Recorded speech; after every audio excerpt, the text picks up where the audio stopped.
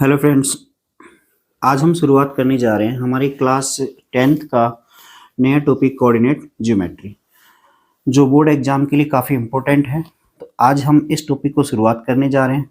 सबसे पहले हम इसमें कवर करेंगे इसके जो इम्पोर्टेंट कंसेप्ट हैं, वो सारे कंसेप्ट कवर करेंगे। हम कंसेप्ट कवर करने के बाद हम इसमें इसके कुछ इम्पोर्टेंट क्वेश्चन भी इसमें सोल्व करेंगे, जिससे आपको एग्जाम में काफ़ी हेल्प मिलेगी। एक बार आप ये पूरा वीडियो देखें, उसके बाद आपको इस चैप्टर में कोई भी डाउट नहीं रहेगा। तो चलिए आज हम शुरू करते हैं हमारा नया टॉपिक कोऑर्डिनेट ज्योमेट्री। तो इस कोऑर्डिनेट ज्योमेट्री जो चैप्टर है हमारा, इस चैप्टर में हमारे पास सबसे पहले जो एक कंसेप्ट आता है वो कंसेप्ट है डिस्टेंस फॉर्मूला। तो हमारा पहला कंसेप्ट है डिस्टेंस फॉर्मूला। डिस्टेंस फॉर्मूला होता क्या है, सबसे पहले हम ये समझते हैं। तो डिस्टेंस फॉर्मूला होता है फ्रेंड्स, हमारे पास कोई भी दो पॉइंट होते हैं। जैसे मान लो एक पॉइंट है ए, सेकंड पॉइंट है हमारे पास बी। तो अगर मान लो हमारे पास पॉइंट ए के कोऑर्डिनेट गिवन है x1 y1 और पॉइंट बी के कोऑर्डिनेट है हमारे पास x2 एंड y2। तो जब हमें कोई भी दो पॉइंट दिए होते हैं तो हमें इन दोनों पॉइंट के बीच जो डिस्टेंस होती है, जो गैप होता है, उसको मेजर करना होता है। तो ये डिस्टेंस कितनी होती है, उसको कैसे फाइंड करते हैं, हम ये सीखेंगे इसमें। तो जो ए और बी दो पॉइंट होते हैं हमारे पास, इनके बीच का जो डिस्टेंस है उसको मेजर करने के लिए हम जो फॉर्मूला यूज करते हैं वो फॉर्मूला है हमारा A B is equals to root of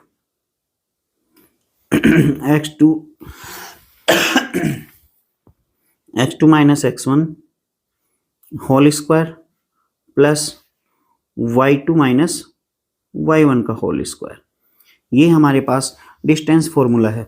इसको हम ऐसे भी लिख सकते हैं A B square is equals to x2 minus x1 का whole square plus y2 minus y1 का होल स्क्वायर।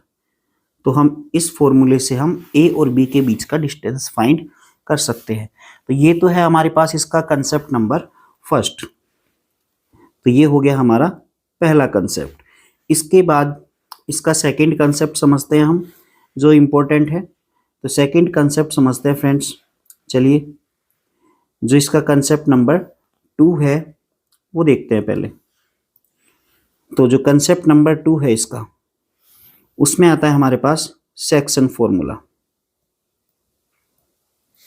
सेक्शन फॉर्मूला तो समझते हैं सेक्शन फॉर्मूला होता क्या है। तो देखिए, सेक्शन फॉर्मूला समझते हैं हम। तो सेक्शन फॉर्मूला का मतलब क्या होता है? सेक्ट मीन्स होता है किसी को डिवाइड करना या काटना। तो अगर हमारे पास कोई लाइन दे रखी है या कोई लाइन सेगमेंट है तो हम उसके टुकड़े करते हैं। तो जिस जहाँ से हम उसके डिवाइड करते हैं, उसके टुकड़े करते हैं, वहाँ से हमें ये पता करना होता है कि उसको हमने किस रेशियो में बांटा है। और अगर हमें रेशियो दिया हुआ है तो हमें फाइंड करना पड़ता है कि जिन दो पॉइंट से लाइन बनी है और थर्ड पॉइंट जो इसको डिवाइड करता है, उस पॉइंट के कोऑर्डिनेट क्या होते हैं।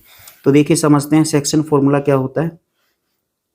जैसे मान लो हमारे पास एक पॉइंट ए है, एक पॉइंट ए है, सॉरी फ्रेंड्स, एक पॉइंट ए है, सेकेंड पॉइंट बी है। हमें मान लो इसमें ए पॉइंट के कोऑर्डिनेट गिवन है x1 y1 और बी पॉइंट के कोऑर्डिनेट पता है हमें x2 y2। अब मान लो फ्रेंड्स, हमें ऐसा बोला जाए कि एक पॉइंट है सी जो इस ए बी लाइन सेगमेंट को दो पार्ट में डिवाइड करता है।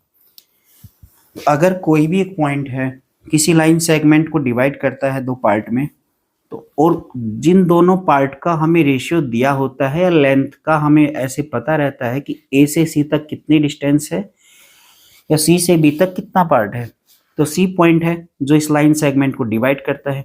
मान लो हमें दिया है m, रेशियो n में इसको डिवाइड करता है। तो अब जो सी पॉइंट है इसके कोऑर्डिनेट है अननोन x, y। तो इस कंसेप्ट के अंदर हमें या तो सी पॉइंट अननोन होगा m और n की वैल्यू गिवन होगी। ए पॉइंट के कोऑर्डिनेट x1 y1 भी गिवन होगा, बी पॉइंट के कोऑर्डिनेट x2 y2 भी गिवन होगा। तो हमें इसमें फाइंड करना पड़ता है पॉइंट सी के कोऑर्डिनेट। तो पॉइंट सी के कोऑर्डिनेट कैसे फाइंड करते हैं? तो इसमें x को फाइंड करने के लिए x कोऑर्डिनेट अलग फाइंड होता है और y कोऑर्डिनेट अलग फाइंड होता है। तो x कोऑर्डिनेट फाइंड करने का फॉर्मूला है m इंटू x2। तो इसका फॉर्मूला है m into x2 plus n into x1 upon m plus n। ऐसे ही हम सिमिलरली y पॉइंट फाइंड करते हैं। तो y के कोऑर्डिनेट फाइंड करने के लिए m इंटू y2 हम इसमें ऐसे कर सकते हैं कि जैसे मान लो हमारे पास ये m है, इसको हम मल्टीप्लाई करते हैं y2 से, n को मल्टीप्लाई करते हैं y1 से, और फिर दोनों रेशियो को ऐड करके लिखते हैं। तो ये आता है हमारे पास m into y2 n into y1 upon m plus n। तो ये हमारे पास सेक्शन फॉर्मूला है। कोई ए बी लाइन सेगमेंट दिया है हमें, पॉइंट ए के कोऑर्डिनेट x1 y1 गिवन होते हैं, बी के कोऑर्डिनेट x2 y2 गिवन होते हैं, और फिर हमें पॉइंट सी के कोऑर्डिनेट फाइंड करते हैं जो हम इस फॉर्मूले के अकॉर्डिंग निकालते हैं। चलिए ठीक है दोस्तों, तो इसको मैं रफ कर देता हूं। चलिए देखो, अब हम इस कंसेप्ट में इसका स्पेशल केस और होता है एक। वो स्पेशल केस क्या होता है? देखिए, इसमें स्पेशल केस होता है, वो भी समझ लेते हैं हम। इसका स्पेशल केस क्या होता है? स्पेशल केस के अंदर क्या होता है फ्रेंड्स? देखो, मान लो कि हमें कोई लाइन सेगमेंट दिया है ए बी। ये लो, हमें ए दे रखा है, इसके कोऑर्डिनेट हो गए x1 y1, और बी पॉइंट है, इसके कोऑर्डिनेट हो गए हमारे पास x2 y2। और अब हमें बोला है पॉइंट सी है जो, तो ये पॉइंट सी x y, इसके कोऑर्डिनेट निकालने हैं। लेकिन m और n की जगह हमें इसमें दिया होता है 1 1 1 1 का मतलब जो पॉइंट सी है हमारे पास, ये पॉइंट सी ए सी और बी सी दोनों पार्ट बराबर हों, ऐसा ये स्पेशल केस है। स्पेशल केस अगर ए सी और बी सी दोनों पार्ट इक्वल हैं, तो जो m और n होता है, इन दोनों का जो रेशियो कितना मानेंगे हम? 1 1। तो इसके हिसाब से हम जो रेशियो मानते हैं यहाँ पे, ये रेशियो हो जाएगा हमारे पास 1, यहाँ भी 1। तो इसका मतलब तो जो सी पॉइंट है, यहाँ से हम क्या समझे कि जो पॉइंट सी है, point C is mid point of, point C is mid point of A B. कि जो हमारे पास लाइन सेगमेंट ए बी है, इसका मिड पॉइंट कहलाएगा कौन? Point C. ठीक है, तो देखिए पॉइंट सी के कोऑर्डिनेट कैसे निकालेंगे हम? तो पॉइंट सी के कोऑर्डिनेट निकालेंगे तो वो कैसे निकालेंगे? जो x है, x इज इक्वल्स टू होता है इसमें, देखो ये m है हमारे पास, तो जो m है इसको हम x2 से मल्टीप्लाई करते हैं। तो m को जब x2 से मल्टीप्लाई करेंगे, देखिए ये m है हमारे पास और ये हमारे पास x2 है, तो 1 इंटू x2 हो जाएगा। तो ये होगा हमारे पास 1 इंटू x2 प्लस, अब ये जो n है हमारे पास, ये n है और ये मल्टीप्लाई होगा x1 से। तो इसका मतलब ये हो गया हमारे पास 1 इंटू x1 अपॉन में आ गया हमारे पास m प्लस n, और m और n की वैल्यू तो 1 है, तो 1 प्लस 1। सिमिलरली हम यहाँ पे y निकाल लेंगे। तो y निकालने के लिए सेम केस करेंगे हम यहाँ पे। देखो मैं इसको रफ कर देता हूँ थोड़ा सा। चलिए देखते हैं इसमें। तो y कोऑर्डिनेट कैसे निकालते हैं हम?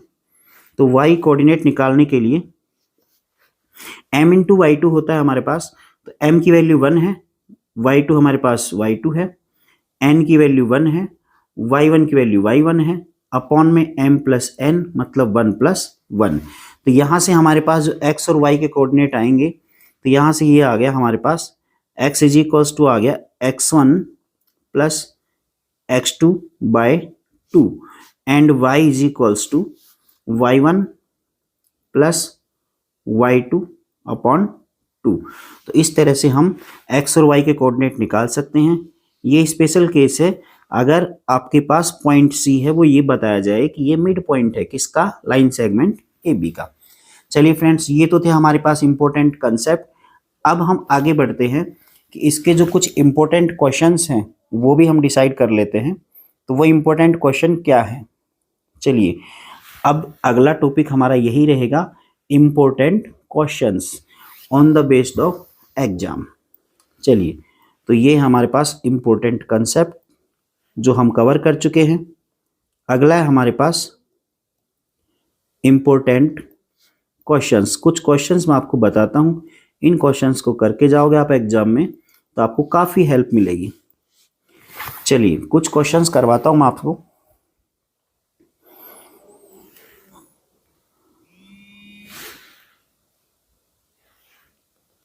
तो देखिए दोस्तों, सबसे पहले तो मैं आपको बताता हूं, जैसे आपके पास एग्जाम्पल नंबर 2 है।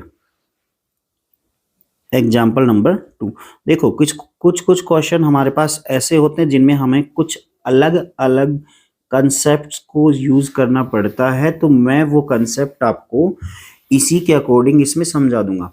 साथ में जो हम क्वेश्चन करेंगे, क्वेश्चन सोल्व करेंगे, उसके साथ हम कंसेप्ट को डिस्कस कर लेंगे।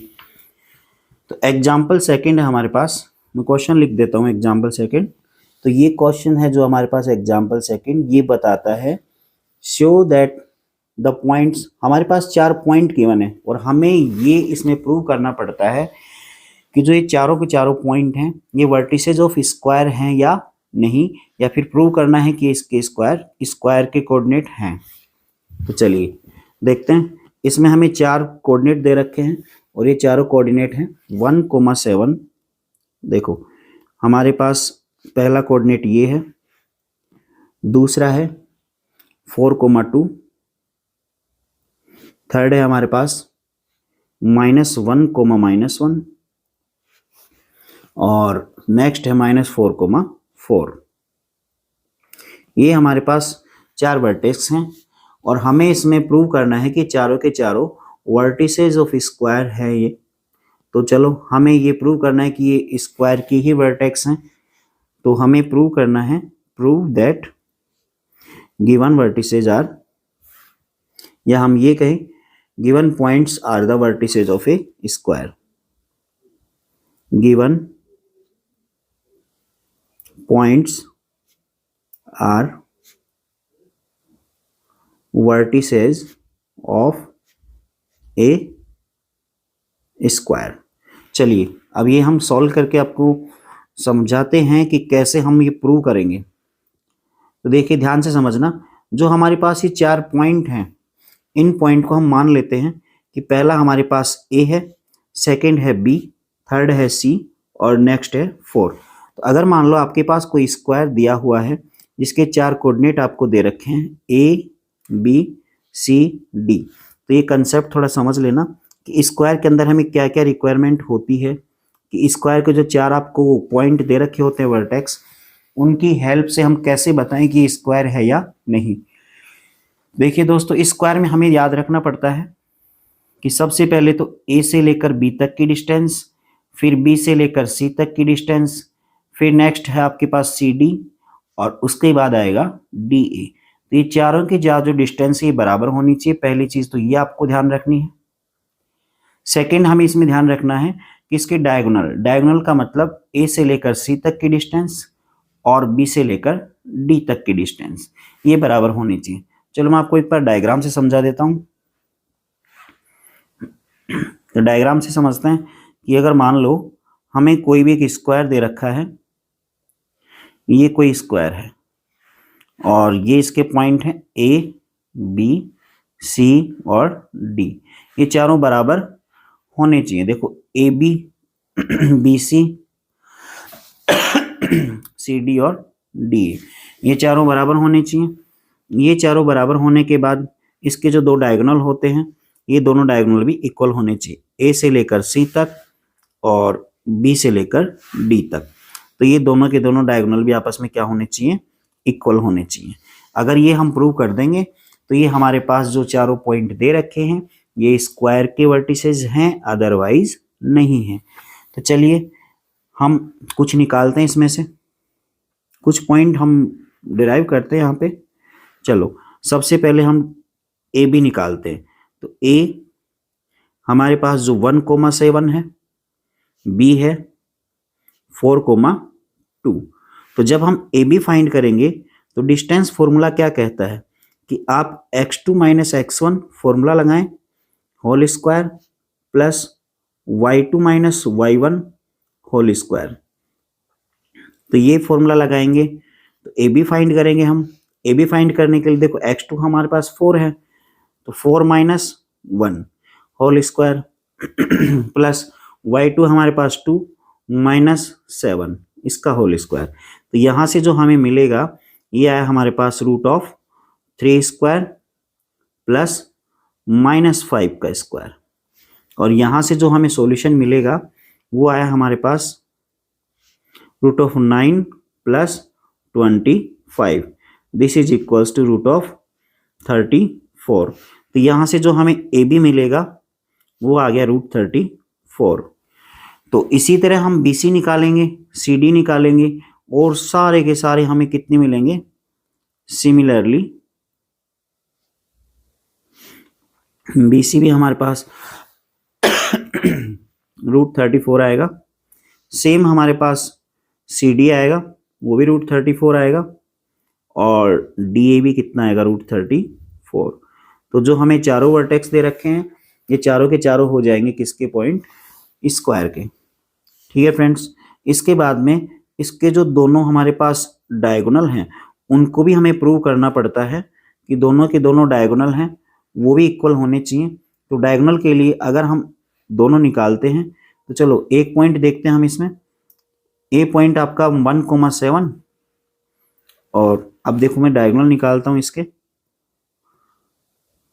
डायगोनल्स। तो जो इसके डायगोनल निकालेंगे तो पहला डायगोनल निकालेंगे AC और दूसरा निकालेंगे हम BD। दोनों निकालते हैं, चलिए देखते हैं। AC डायगोनल निकालेंगे तो A पॉइंट है हमारे पास, A है आपके पास में 1,7 और C है -1,-1।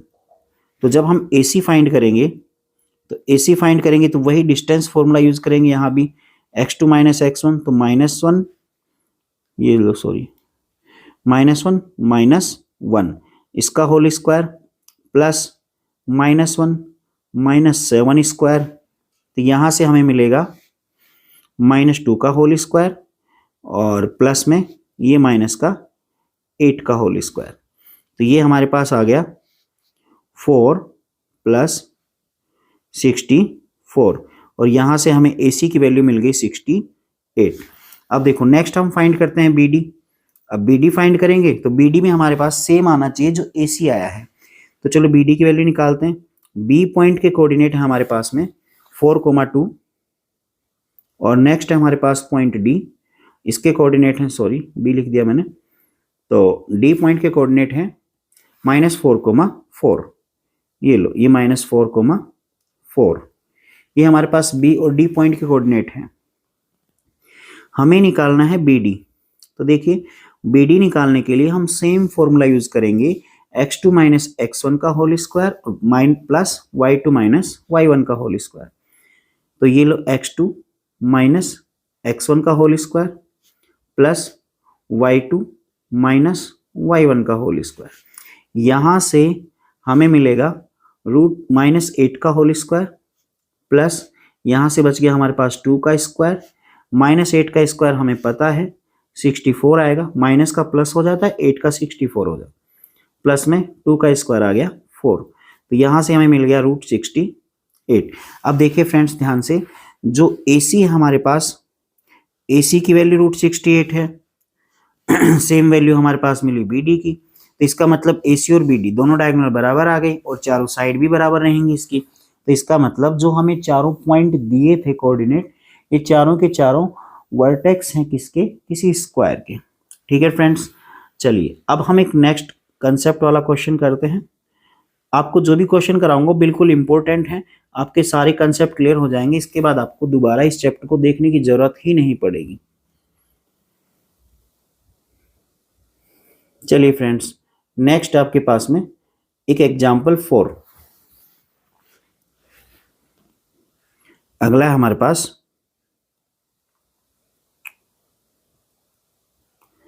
एग्जाम्पल नंबर 4 देखिए, इसमें बोला है find a relation between x and y such that the point xy is equidistant from the point 7, 1 and 3, 5। इसमें आपको बोला है कि एक पॉइंट है xy, यहाँ समझ लेते हैं कि जो xy पॉइंट है इज, मैं क्वेश्चन का कुछ इंपॉर्टेंट पार्ट इसमें लिख देता हूं,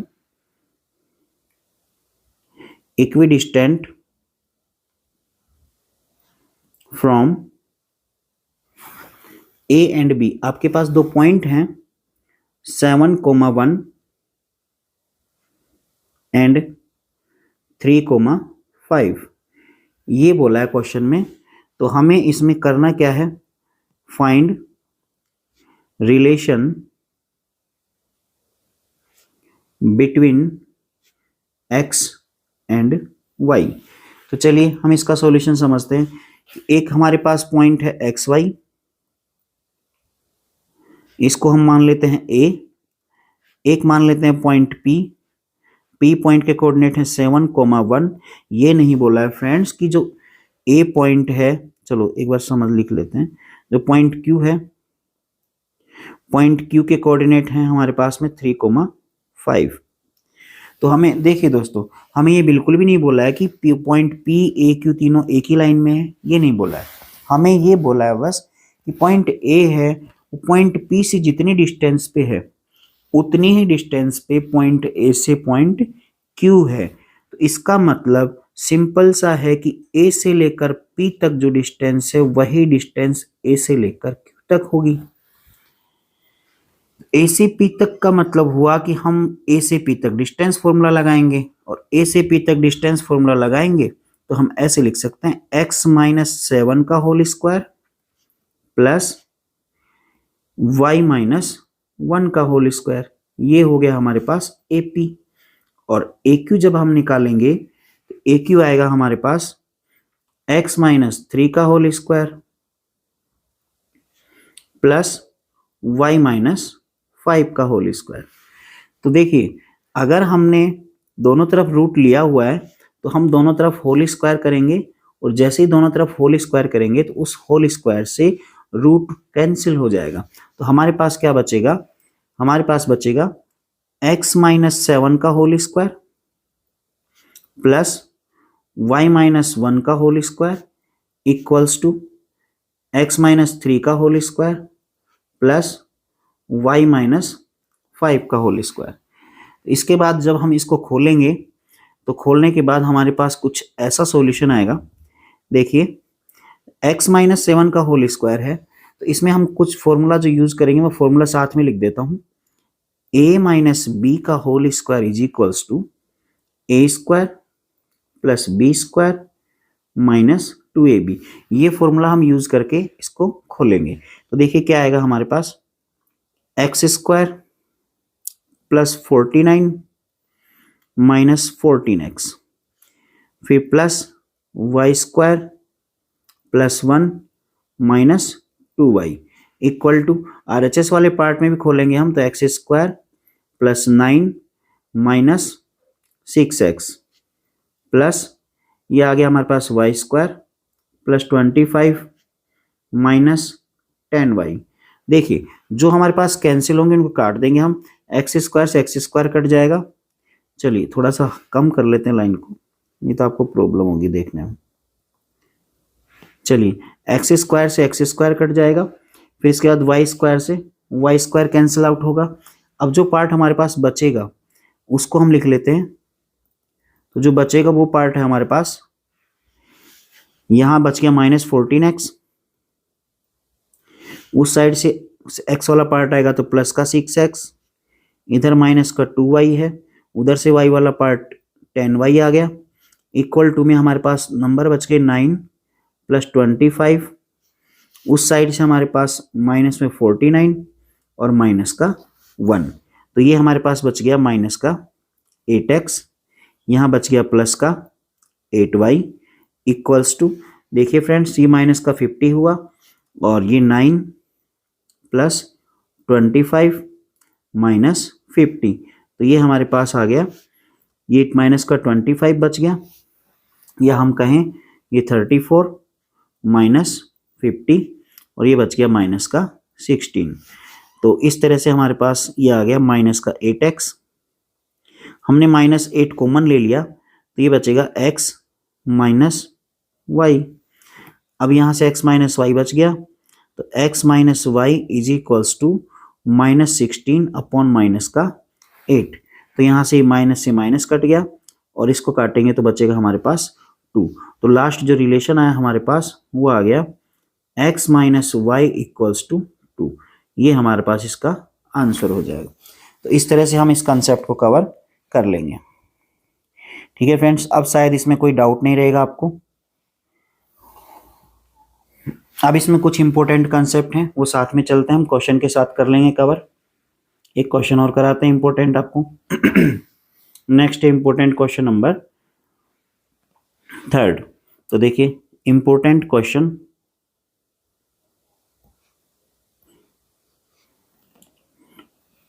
तो ये है हमारे पास, समझना इसका कंसेप्ट फ्रेंड्स। देखो फाइंड ए पॉइंट, ये एग्जांपल नंबर 5 है वैसे आपका।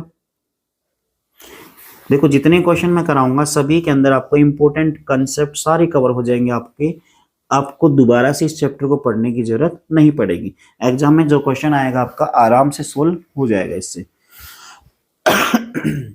देखिए find a point on the y axis, हमें वाई एक्सिस पे एक ऐसा पॉइंट फाइंड करना है which is equidistant from point A and B. Same पिछला जो क्वेश्चन किया है हमने वैसा ही कुछ कंसेप्ट है, बस ये कह रहा है कि जो अननोन पॉइंट है वो पॉइंट लाई करता है वाई एक्सिस पे। मतलब ऐसे मान लो कि एक पॉइंट है हमारे पास ए, ये 2 पॉइंट से इक्वल डिस्टेंस पे है बी और सी से, और पॉइंट बी के कोऑर्डिनेट हमें दे रखे हैं। पॉइंट बी के कोऑर्डिनेट मान लो ये दे रखे हैं हमें 6,5 और नेक्स्ट दिए हुए हैं हमें -4,3। देखिए फ्रेंड्स आप कंफ्यूज ना हो तो बुक में जो हमें नंबरिंग दे रखी है इन दोनों पॉइंट्स की ए और बी लिख रखा है, और एक अननोन पॉइंट है जो दोनों से इक्वल डिस्टेंस पे, उसको मैं मान लेता हूं सी।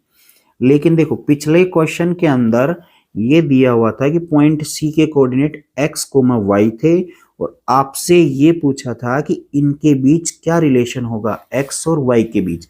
कंडीशन सेम थी, हमें क्वेश्चन में यही गिवन है क्वेश्चन के अंदर कि जो पॉइंट सी है इक्विडिस्टेंट, सेम पिछले क्वेश्चन की तरह, from points A and B. और इसमें दूसरी खास बात दे रखी है हमें कि जो पॉइंट सी है ये कहां लाई करता है, ऑन द वाई एक्सिस। बस यही है इंपॉर्टेंट इसमें, बाकी हमें वही जो पिछले क्वेश्चन में है सेम वही करना है। फाइंड क्या करना है हमें इसमें, फाइंड करना है पॉइंट सी, मतलब पॉइंट सी जो आप मानोगे वही फाइंड करना है। देखिए फ्रेंड्स इसमें इंपॉर्टेंट क्या दे रखा है कि पॉइंट सी है वो कहाँ लाई करता है, वाई एक्सिस पे। तो देखिए इसका सॉल्यूशन समझना अच्छे से फ्रेंड्स। देखिए ये हमारे पास क्वेश्चन है, तो इसमें पॉइंट सी के कोऑर्डिनेट हमें फाइंड करने हैं। दिया ये है कि पॉइंट सी है वो वाई एक्सिस पे लाई करता है। दूसरी बात दे रखी है पॉइंट सी है वो ए और बी से बराबर डिस्टेंस पे है। तो जब पॉइंट सी ए और बी से बराबर डिस्टेंस पे है तो पिछले क्वेश्चन में जो लगाया था वही लगाएंगे कि सी से ए तक डिस्टेंस और सी से बी तक दोनों बराबर रहेंगी, सी ए बराबर सी बी। अब मेन प्रॉब्लम आती है कि जो पॉइंट सी है वो लाई करता है वाई एक्सिस पे, ऑन द वाई एक्सिस, ऐसा हमें दिया हुआ है। तो अगर हमें कोई पॉइंट दिया हुआ हो कि वो वाई एक्सेस पे है, तो वाई एक्सेस पे कोई पॉइंट मानना हो तो उसके कोऑर्डिनेट हम क्या मानते हैं? तो देखिए फ्रेंड्स, उसके पॉइंट के कोऑर्डिनेट हम मानते हैं 0,y। इसके साथ हम ये भी समझ लेते हैं कि अगर कोई पॉइंट एक्स एक्सेस पे दिया है तो उसके कोऑर्डिनेट हमें क्या मानने चाहिए? वो मानने चाहिए x,0। ये हमें सेल्फ अंडरस्टूड है, ये हमें याद रखना है अच्छे से। तो अब इस हिसाब से जो पॉइंट C है इसके कोऑर्डिनेट हो गए 0,y, और पॉइंट A है इसके कोऑर्डिनेट है 6,5। ये लो पॉइंट 6,5 हो गया, और जो पॉइंट B है वो है हमारे पास -4,3। अब क्वेश्चन में पहले ही दिया था कि पॉइंट C है पॉइंट A और B से बराबर डिस्टेंस पे है। इसका मतलब ये हो गया कि CA equals to CB, CA equals to CB। तो C से A तक की डिस्टेंस निकालेंगे, तो C से A तक की जो डिस्टेंस निकालेंगे वही रूट ऑफ, चलो मैं नीचे कर देता हूं, C से A तक डिस्टेंस, तो ये आएगी हमारे पास root of 6 minus 0 whole square plus 5 minus y whole square equals to ये root of -4 minus 0 whole square plus 3 minus y whole square. देखो सेम पिछले क्वेश्चन की तरह दोनों तरफ रूट है, हम दोनों तरफ स्क्वायर करेंगे, जैसे ही स्क्वायर करेंगे स्क्वायर से हमारा रूट कैंसिल आउट हो जाएगा। तो ये रूट कैंसिल आउट हुआ, बच गया हमारे पास 6 का स्क्वायर प्लस 5 माइनस y का होल स्क्वायर इक्वल्स टू -4 का होल स्क्वायर प्लस ये बच गया हमारे पास 3 माइनस y का होल स्क्वायर। तो देखिए इसके बाद में जो हमारे पास बचेगा ये आ गया 36 प्लस 5 स्क्वायर हो गया 25 plus y square minus 10y equals to ये आ गया हमारे पास 16 प्लस 3 का स्क्वायर 9। इसमें हम a माइनस बी का होल स्क्वायर जो फॉर्मूला है वही यूज करेंगे। तो ये आ गया 3 का square 9 plus y square minus 6y। अब हमारे पास देखो यहाँ से y स्क्वायर है, y स्क्वायर से y स्क्वायर कैंसिल आउट हो गया, ये 16 प्लस 9 ये 25 होता है, तो इस 25 से 25 कैंसिल आउट हो गया। अब जो हमारे पास बच गया 36, तो जो 36 है देखिए 36 इज इक्वल्स टू ये है माइनस का 10y, उधर जाके प्लस का 10y हो गया, माइनस का 6y एज इट इज, ये हो गया आपके पास 4y, ये हो गया 36। यहाँ से y की वैल्यू फाइंड करेंगे तो 36/4, और ये आपके पास आ जाएगा y इज इक्वल्स टू 9। तो इस तरह से हम y की वैल्यू फाइंड कर लेंगे, और हम यहाँ लिख सकते हैं कि जो पॉइंट C था वो पॉइंट C क्या मिला हमें 0,y था, ये आ गया आपके पास 0,9। ये हमारा आंसर हो जाएगा। ठीक है फ्रेंड्स, चलिए अब हम इसमें कुछ 2-3 क्वेश्चन और करेंगे इंपॉर्टेंट, जिससे आपको एग्जाम में काफी हेल्प मिलेगी। तो देखिए सेक्शन फॉर्मूला से अब हम सेक्शन फॉर्मूला से रिलेटेड कुछ इंपॉर्टेंट क्वेश्चन करेंगे, तो वो देखना, थोड़ा समझना ध्यान से। देखो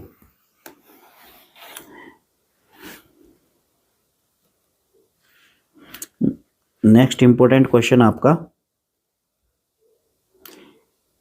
important questions based on section formula.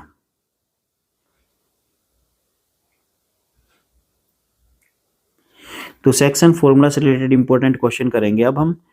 देखो एक क्वेश्चन में बता रहा है हमें, एग्जाम्पल नंबर 7 है आपका ये बुक के अंदर। क्वेश्चन क्या कह रहा है, in what ratio does the points -4,6 divide the line segment joining the points A and B। मतलब इसमें सिंपल सा है, आपको एक पॉइंट दिया है A और B, A पॉइंट के कोऑर्डिनेट हैं -6,10 दिया है, और B पॉइंट के कोऑर्डिनेट दे रखे हैं आपको 3,-8, और आपसे पूछा है इसमें कि एक पॉइंट है अननोन या फिर एक पॉइंट सी गिवन है, ऐसे मान लो ये पॉइंट है -4,6। अब आपसे इसमें क्या पूछा है, रेशियो फाइंड करो। रेशियो मतलब m और n। चलो देखो ध्यान से समझना, इस क्वेश्चन में हमें रेशियो फाइंड करना है। तो रेशियो कैसे फाइंड करेंगे, तो इसमें इंपॉर्टेंट चीज तो आपको ये ध्यान रखनी है कि कंसेप्ट याद रखना एक, जब भी आपको किसी क्वेश्चन में रेशियो फाइंड करना हो, क्या फाइंड करना है, रेशियो। तो रेशियो अगर आपको फाइंड करना है तो आपको m रेशियो n मानने के बजाय आपको मानना है k रेशियो 1। ये एक ही बात होती है, जैसे मान लो m रेशियो n का मतलब होता है m अपॉन n, आपने क्या माना है k/1, ये भी आप m/n के इसी के रेस्पेक्ट में मान सकते हो। तो इसका मतलब k/1 और m/n को आप एक ही मान लो। इससे आसानी क्या होगी कि आपके पास k रेशियो 1 में एक वैल्यू तो 1 रहेगी, जो कैलकुलेट करने में आसानी रहेगी। तो देखो अब हम इसके अंदर क्या करते हैं, इस क्वेश्चन के अंदर जो पॉइंट a और b है, a के कोऑर्डिनेट है -6,10, b के कोऑर्डिनेट है आपके पास 3,-8 और पॉइंट c है उसके कोऑर्डिनेट है -4,6 और इसमें रेशियो क्या मानना है हमें, k रेशियो 1, क्योंकि जो k की वैल्यू आएगी वो इसका मतलब k/1 की वैल्यू आएगी।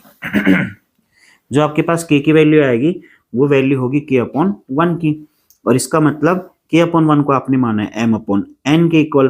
तो जो m/n है तो ये k रेशियो 1 आपने मान लिया m रेशियो n को।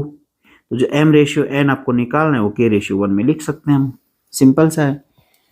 तो चलिए देखते हैं हम k रेशियो 1 कैसे निकालते हैं। हमारे पास सेक्शन फॉर्मूला है सिंपल सा, कि जो यहाँ पे ये पॉइंट होता है ये अननोन पॉइंट होता है सेक्शन फॉर्मूला के अंदर x, y, और जो फॉर्मूला होता है x इज इक्वल्स टू होता है mx2 plus nx1 upon m plus n, और y होता है आपके पास m/2 plus ny1 upon m plus n।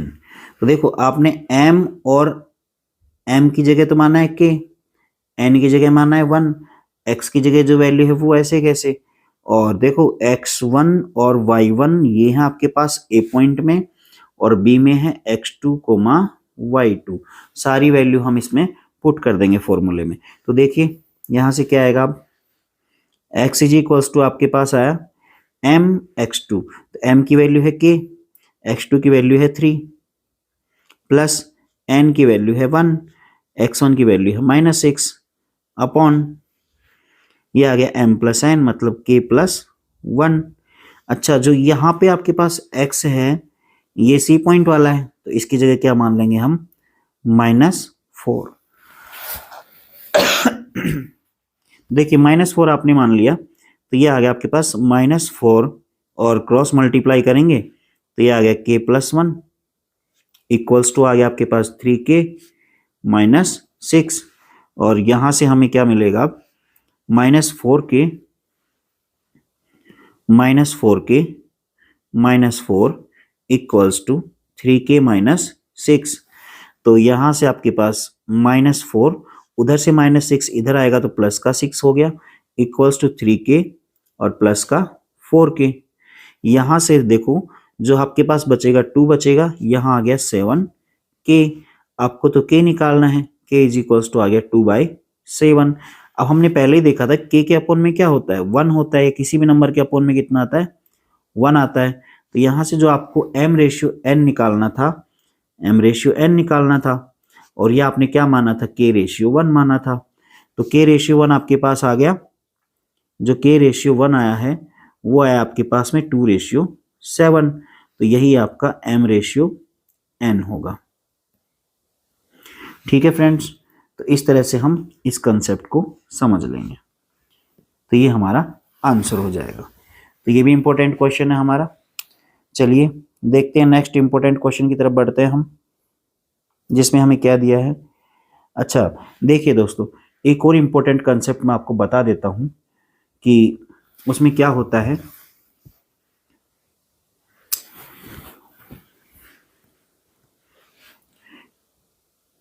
कुछ क्वेश्चन है आपके पास जिनमें आपसे पूछ लेता है कभी कभी, इंपॉर्टेंट कंसेप्ट और हैं कुछ जो अलग अलग क्वेश्चन में यूज होंगे।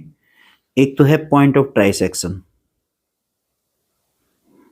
ये है पॉइंट्स ऑफ ट्राइसेक्शन। और अगला एक 4 इक्वल पार्ट में डिवाइड करने का है, तो इसी के बेस पे आप समझ जाओगे उसमें।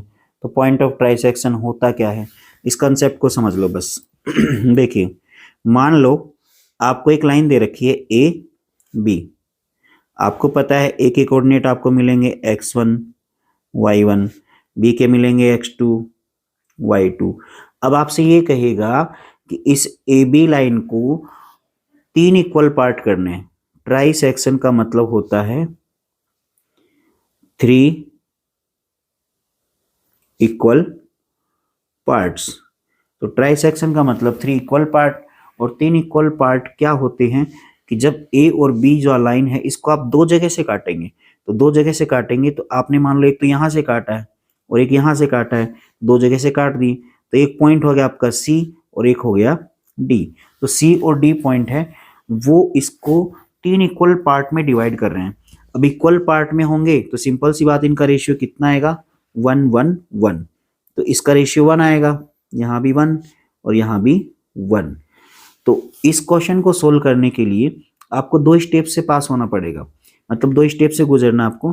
और वो 2 स्टेप कौन कौन सी हैं, इसमें पहला आपको क्या करना है, एक बार तो आपको ए पॉइंट लेना है, बी पॉइंट लेना है। ए में लिखना है x1 y1, बी में x2 y2। और फिर इसमें आपको एक बार फाइंड करना है पॉइंट सी।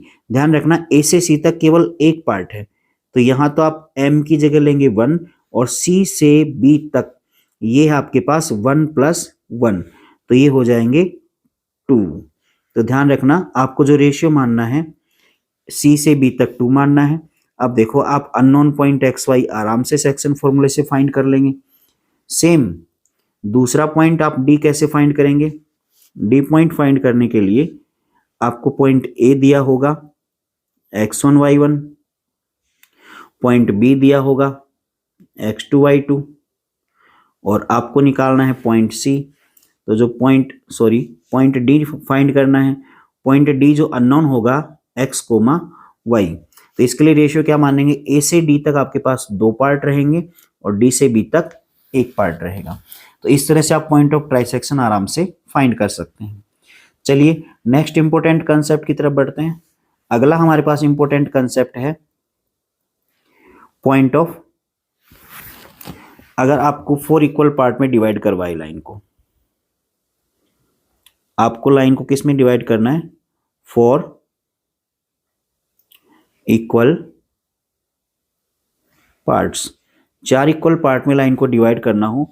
मान लो ये एक लाइन दे रखी है आपको ए एंड बी। ए के कोऑर्डिनेट आपको दे रखे होंगे x1 y1, ऐसे ही बी के पॉइंट दे रखे होंगे x2 y2। दोनों के कोऑर्डिनेट आपको दे रखे हैं। अब आपको कहेगा इसके 4 इक्वल पार्ट करो। इसके लिए आपको इसको कितने जगह से काटना पड़ेगा, p q r। अब देखो, एक पार्ट तो यहां से यहां तक हो गया, फिर दूसरा यहां से यहां तक हो गया, तीसरा यहां से यहां तक हो गया और चौथा यहां से यहां तक। लेकिन इक्वल पार्ट में बस यही खास बात है, इक्वल पार्ट में सभी का रेशियो क्या मानना है, आपको 1 मानना है। सभी का रेशियो 1 मानना है।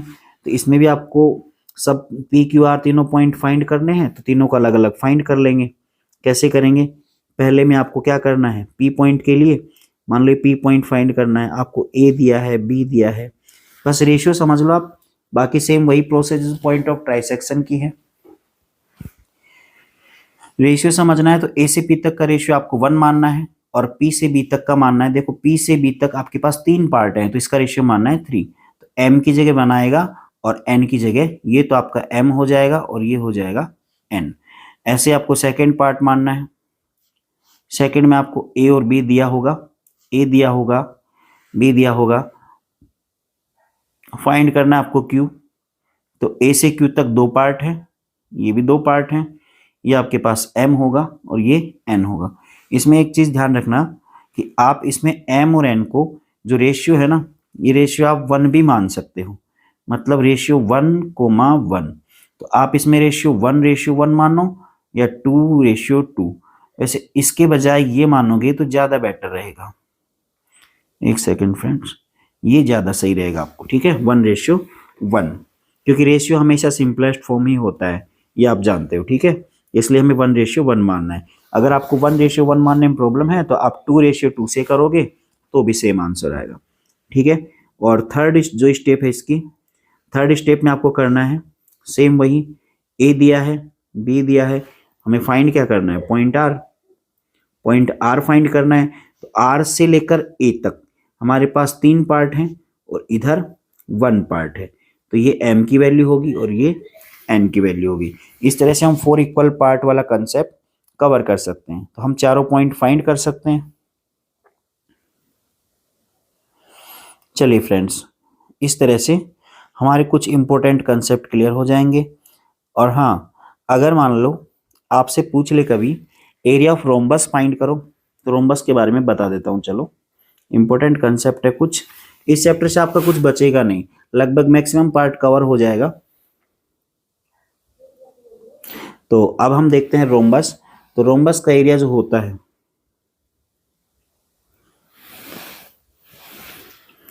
ये जो रोम्बस होता है आपका, रोम्बस मेनली होता क्या है, आपके पास जो स्क्वायर होता है वैसा ही कुछ होता है। ये मान लो ये एक स्क्वायर है, और स्क्वायर जैसा होता है ना, स्क्वायर में कुछ कंडीशन होती है। स्क्वायर में बस जो एंगल होते हैं वो 90 डिग्री होते हैं, रोम्बस में 90 नहीं होते हैं। रोम्बस में बस इतना होता है, अपोजिट एंगल इक्वल होते हैं। तो इसमें में पहली चीज तो ये होती है कि सारी साइड बराबर होती हैं, ऑल साइड्स आर इक्वल। हमें इस चैप्टर में ज़्यादा नहीं पढ़ना है इसके बारे में, इस चैप्टर में बस इतना सा देखना है कि इसका एरिया पूछेगा हमसे कि जो एरिया है वो क्या होगा रोम्बस का। तो रोम्बस का एरिया क्या होता है, क्योंकि इसमें हमें दिया क्या क्या होगा, देखो इसमें हमें पॉइंट ए दिया होगा, पॉइंट बी दिया होगा, पॉइंट सी, पॉइंट डी, चारों के कोऑर्डिनेट हमें पहले से दे रखे होंगे। जैसे x1 y1 दिया होगा, x2 y2, सी पॉइंट हो गया x3 y3, और डी पॉइंट होगा x4 y4। ये हमें चारों कोऑर्डिनेट दे रखे होंगे। जब चारों कोऑर्डिनेट दे रखे होंगे, एरिया पूछेगा आपसे, तो एरिया का फॉर्मूला जो आप लगाओगे वो लगाओगे half into product of diagonal. Half into diagonal जो होते हैं इसके, उनका प्रोडक्ट, AC इंटू BD भी लिख सकते हो आप। ऐसे अगर फॉर्मूले को वैसे याद रखो तो half into product of diagonals, ठीक है। तो आप कैसे भी याद रख सकते हो, ठीक है। तो इस तरह से आप, क्योंकि देखो AC फाइंड करना है तो A और C दोनों के कोऑर्डिनेट आपको दे रखे हैं, तो हम AC निकाल लेंगे डिस्टेंस फॉर्मूले से, BD भी डिस्टेंस फॉर्मूले से, और यहाँ से हमें क्या मिल जाएगा, रोम्बस का एरिया मिल जाएगा, ठीक है फ्रेंड्स। तो ये भी आपका एक इम्पोर्टेंट कंसेप्ट था जो हमने कवर कर लिया है। चलिए फ्रेंड्स, कुछ क्वेश्चंस आपको और बता देते हैं। पैरेललोग्राम में भी क्या होता है उसका भी कंसेप्ट है इसके अंदर एक छोटा सा, क्योंकि कोई भी क्वेश्चन आपका रहेगा नहीं इसमें।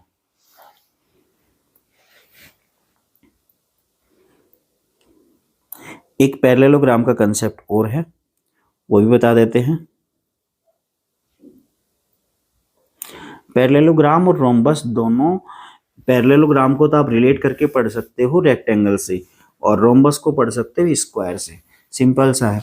जो पैरेललोग्राम है ये आप रिलेट कर सकते हो। देखो इनके बारे में डिटेल से हम एक अलग वीडियो में पढ़ेंगे कि पैरेललोग्राम की क्या क्या कंडीशन होती हैं, क्या क्या इसके अंदर दिया होता है, वो सारी चीज़ें हम अच्छे से पढ़ेंगे, ठीक है। लेकिन यहाँ पे केवल जो हमारे पास कोऑर्डिनेट ज्योमेट्री चैप्टर में यूज होगा ना, बस उतना सा समझ रहे हैं हम इनके बारे में। जैसे ये हमारे पास एक पैरेललोग्राम है, इसके अंदर क्या दिया होता है, ये लो, ये हमारे पास एक पैरेललोग्राम है, और इसके 4 पॉइंट हमें ABCD जो चारों वर्टेक्स हैं इनके कोऑर्डिनेट दे रखे हैं। A के कोऑर्डिनेट होगा x1 y1, B का होगा x2 y2, और C का होगा x3 y3। y3 और डी का होगा x4 कोमा y4। तो हमें चारों इसके वर्टेक्स के कोऑर्डिनेट दे रखे होंगे और हमसे जो पूछेगा ना इस क्वेश्चन के अंदर वो कुछ ऐसा पूछेगा कि इन कोऑर्डिनेट के अंदर कोई भी एक पार्ट मिसिंग कर देगा और वो आपसे पूछ लेगा। तो आपको बस इतना सा ध्यान रखना है इसमें कि जो मिड डायगोनल होते हैं इसके, चलो डायगोनल बनाते हैं ए से लेकर सी तक और बी से लेकर डी तक।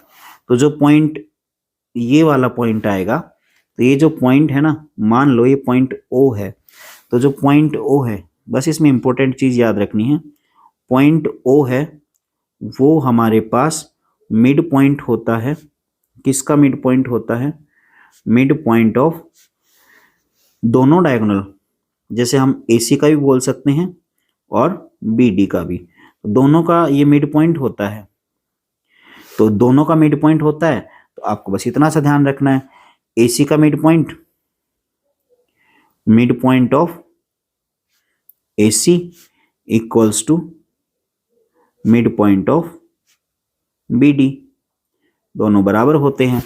तो AC का मिड पॉइंट निकालेंगे तो कोऑर्डिनेट में आएगा, ये आपका कोऑर्डिनेट में आएगा, तो आप ऐसे लिख सकते हो AC का आएगा x1 प्लस x3 अपॉन 2 और ये आएगा y1 प्लस y3 अपॉन 2, ये इसका कोऑर्डिनेट आ गए।